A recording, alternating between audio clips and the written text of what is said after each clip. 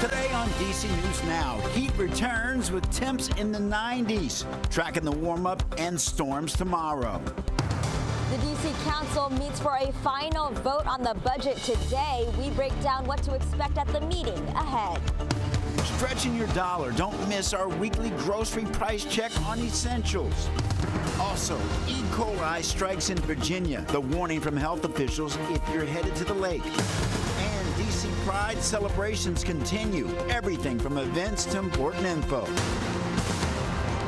You're watching the station covering all of the DMV. This is DC News Now.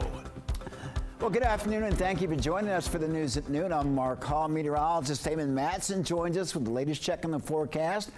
Damon, in the interest of full transparency, you and I just spoke seconds ago. The warm heat returns, but that humidity still remains low. Exactly, yes. We're just slowly starting to, I guess, progress back towards some of those hot temperatures. Not to the level we saw on Saturday and Sunday, but most of us today, folks, will be back in the 90s. Right now, not too terrible. We're certainly feeling the warmth in the sunlight, though, as temperatures have climbed back into the 80s, lower 80s off to the west to D.C. On the warmer, if not hotter side of things, closer to 90 degrees already at this hour. And again, we still have the rest of the afternoon to bump these numbers all the way back into the lower 90s before the day is done. That's exactly where we'll end up under a rather sunny sky. There will be some high clouds moving through, filtering that sun a little bit, but that's it in terms of any cloud cover. But the good news is, despite reaching the low 90s, we are going to keep humidity levels low for the rest of the day today. Now, tomorrow, all bets are off. We're going to see another spike in heat and humidity combined. It is going to be a stifling day, but after that heat and humidity builds up, we're expecting a cold front to sweep into the picture and produce scattered thunderstorms, some of which are likely to turn severe. Here's that severe outlook for your Wednesday. We've been upgraded here, folks. A level 2 risk now covers most of the DMV. So yes, that severe weather threat is increasing. It's looking like we're going to deal with some form of severe thunderstorms tomorrow afternoon and evening. We'll detail out the timing of when we should expect these stronger to severe storms coming up, and a look at your full forecast in just a bit. All right, Damon, thank you. In Virginia, the Department of Environmental Quality is declaring a drought in the state. DEQ issued a drought warning in the Northern Virginia region, and that includes Prince William, Fairfax, Loudoun, Arlington, and Fauquier counties. DEQ says that little to no rain along with high temperatures are what caused the drought. Well, after unanimously passing the D.C. Council earlier this month, the fiscal year 2025 budget is headed for what's expected to be a final council vote today. The budget would restore funds to pay the equity fund for early childhood educators. At DC News Now's Liberty Simmons gives us a preview of what we can expect.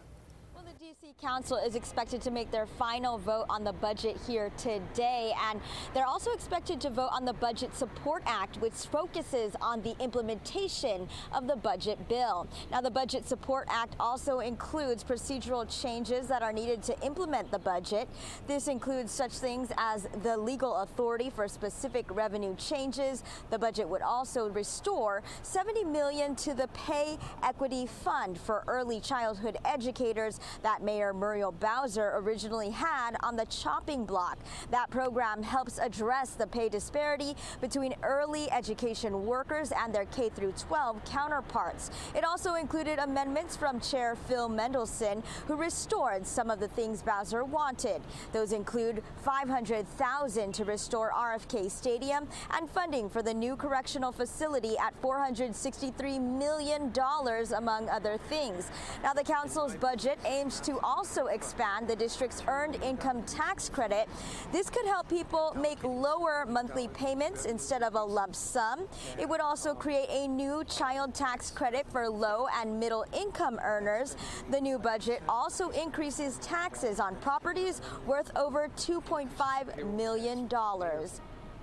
And if the budget vote is finally approved by the D.C. Council here today, it will then head to Mayor Muriel Bowser's desk. For now, in Northwest D.C., Liberty Simmons, D.C. News Now.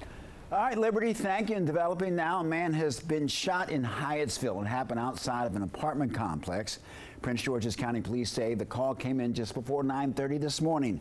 The man was transported to a nearby hospital with serious but non-life-threatening injuries. And staying in Prince George's County, police have released the name of the victim in Monday's shooting in Bowie. 17-year-old Rashid Reed was found shot in the roadway on the 900 block of Overlook Drive. He died at the scene. Police are still working to determine a motive. Anyone with information should give them a call. And police also in the district are searching for this vehicle. They say it may be connected to a shooting that happened on Elsvin Road in Southeast overnight Sunday. Investigators say that a boy was injured and is being treated at the hospital. There's a $10,000 reward for information leading to an arrest. And developing now, Montgomery County officials say that 3 people were hurt last night after a pickup truck and a passenger bus were involved in a crash. And officials say that the crash happened on July Drive in Silver Spring, blocking several lanes. 3 people were taken to the hospital with non-life-threatening injuries. Well, a railroad bridge catching fire in Harpers Ferry, West Virginia. According to the state's transit authority, it's causing several MARC lines to be shut down. That includes anything on the Brunswick line coming from West Virginia. No alternate transportation will be provided. And according to CSX, who owns and maintains the bridge, both passenger and freight rail operations are suspended on the bridge until an inspection is completed. The cause of the fire is under investigation. Well, the Dally cargo ship has reached Hampton Roads, Virginia, 3 months after the crash that brought down the Key Bridge. Well, the ship left the port of Baltimore yesterday morning, and according to the Coast Guard, the Dally sailed under its own power, but was also assisted by tugboats. Only 4 of the original 21 crew members were on board. The ship will continue to Norfolk International Terminal, where it will receive repairs. Well, Commuter Alert, a busy roadway between the Beltway and the district, is set for summer construction. It could have an impact on cars and bus commuters and also several neighborhoods. DC News Now's Max Marcella is in Montgomery County with what you need to know. We thought the best way to show you what the impacts of the summer construction over on River Road would simply be to just take you for a drive.